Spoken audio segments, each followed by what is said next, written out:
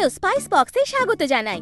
আজ আমি আপনাদের একটা এমন সিম্পল ডিশ করে দেখাবো যা কলা আর মধু দিয়ে তৈরি হয়। এটা শুধু হেলদি নয়, বরং খুব চট করে তৈরি হয়ে যায়। এটা বানানোর জন্য লাগবে কাঁঠালি কলা, ডিম, পাউরুটি, দুধ, চিনি, মধু, কাঠবাদাম, কাজু ও তেল। প্রথমে একটা পাত্রে ডিম ফাটিয়ে নেব।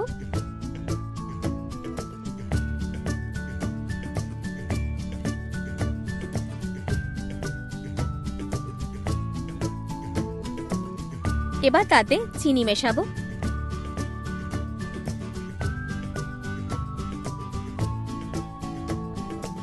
আর তারপর এতে একটু দুধও মেশাবো।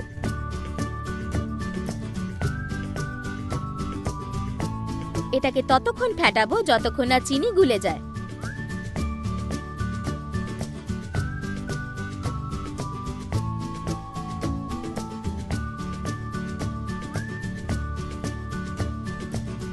একটা ননস্টিক প্যান নিন আর তাতে তেল গরম করুন।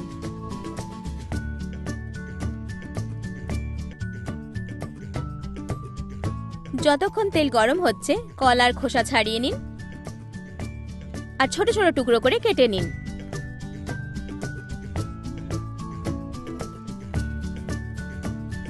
পাউরুটির 4-5টা কেটে নিন।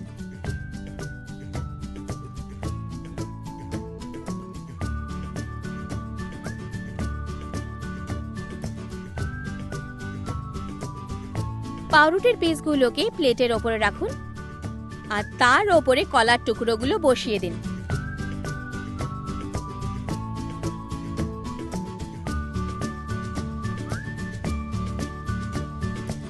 আর বাকি পাউরুটির পিসগুলো দিয়ে এটা ঢেকে দিন।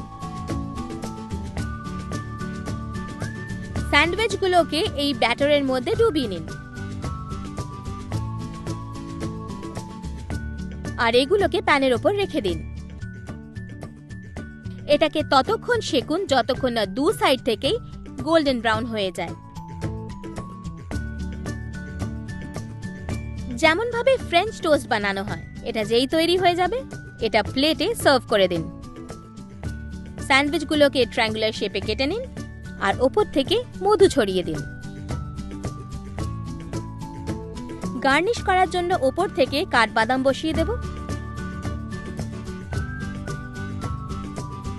আর সামান্য কাজু। একটা সুস্বাদু ব্রেকফাস্ট তৈরি। আশা করি আপনার ভালো লাগবে।